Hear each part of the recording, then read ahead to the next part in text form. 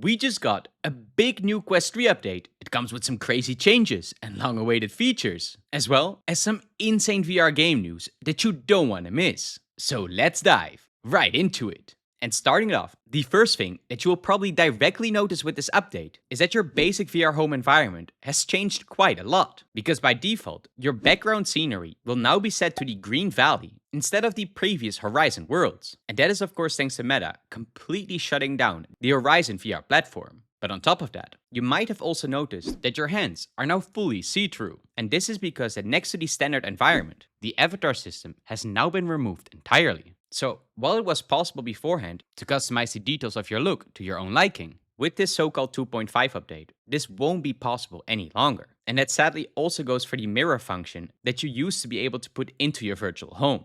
But besides just removing some previous features, we luckily also got some new ones. For example, if you open up a photo or video in your gallery, then these can now automatically be converted into 3D footage. And the cool thing is that they didn't have to be recorded with your headset. So you can also choose to upload some external photos and watch them come to life in full 3D right in front of you. Although, there is of course also a built-in switch if you want to turn them back to your basic 2D view.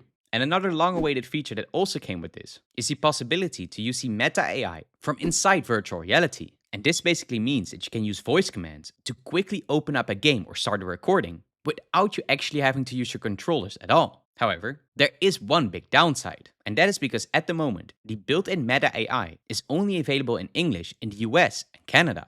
So, if you're living in any other place in the world right now, then it might take a bit longer before you can turn this on under your system settings. But next to just these software features, we also had some big new Quest hardware news, because none other than Qualcomm, who makes the chips that are powering your headset, has officially announced their new flagship chipset known as the Snapdragon VRelity Elite. And for those who don't know, both the Quest 3 and Quest 3S are currently running the powerful XR2 Generation 2 chip. And while this new one can basically be seen as the Generation 3, but then with another name, it is also this chip that most likely will be used in the next Quest headset from Meta. So, this important announcement might mean that we will actually get a look at Meta's next standalone Quest headset, that is also known under the codename as Phoenix, a lot earlier than we originally expected. Because while reports have said that it was delayed till 2027, this announcement means that a reveal is likely to take place at Mark Zuckerberg's 2026 Connect event. But we also had some insane VR game news that you really don't want to miss.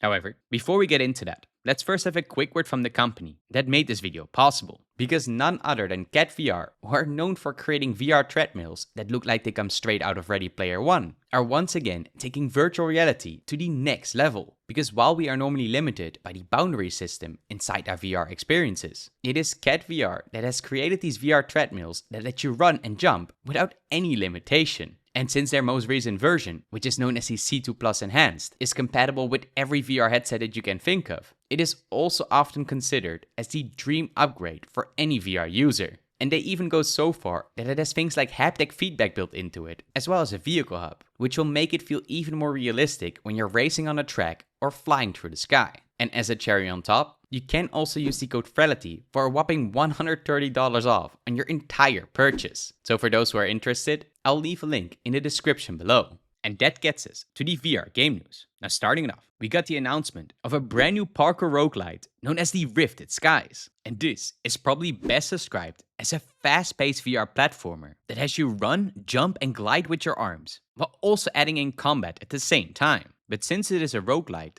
it means that every time you fail, you will have a chance to upgrade your weapons so that you can get stronger every run or change your tactics on the go. But moving on, we also got the release of a brand new physics-based VR dungeon crawler known as One More Delve. And this one is for all those physics-based combat lovers out there, since in it, you'll be fighting in some intense melee combat, and where the weapons you choose will actually feel like they have some weight to them. Although, what I like about it most is that you can also choose to switch it up using ranged weapons or even spells. And on top of that, between your dungeon runs, there is also a social hub where you can interact with some other players or even choose to continue to fight together with up to 3 others in its co-op mode. And while this is definitely still a hidden gem, I will also leave a link to this one and all the other games in this video down in the description below. But moving on, the next big VR game news reveal was that the new Transformers Beyond Reality Redux is coming to the Meta Quest headsets. Now, while this originally used to be a PlayStation VR exclusive, this port is now also coming with a bunch of extra features. And the gameplay itself is basically a retro arcade-style Unreal shooter. So this means that you will be progressing alongside a predetermined path, while you're at the same time trying to hit the targets that appear around you. So, if you're a big Transformers fan, or if you've always wanted to try this one out, then you will now finally be able to do so. And next up, we got none other than the VR game known as Amelia's Escape. And as the title already implies, this is a brand new virtual reality escape room experience, but then with a couple of cool new extras. For example, unlike many other similar titles, this one actually has an immersive narrative on top of it. And without spoiling the story, in here, you will embody Amelia, who got kidnapped by a mad time-traveling scientist known as Ron, and who is now trying to escape by any means possible. And another nice attention to detail here is that you can choose to solve the puzzles across the room in any order that you see fit. And a good thing to know is while this one is coming to both PC VR and the Quest headsets, it is also possible for you to try it out completely for free with the demo that you can get from Steam. So make sure to check that one out. Although, besides all these awesome new releases, we also had some bad VR game news. And that is that the popular VR RPG known as Township Tales is completely shutting down. And this shutdown news comes from the same developers that also recently discontinued the development of their other game known as Reef. But even though their Township Tales actually had quite a successful life cycle, it seems that this studio and many others, thanks to a lot of recent layoffs, still had to pull the plug out of it in the end.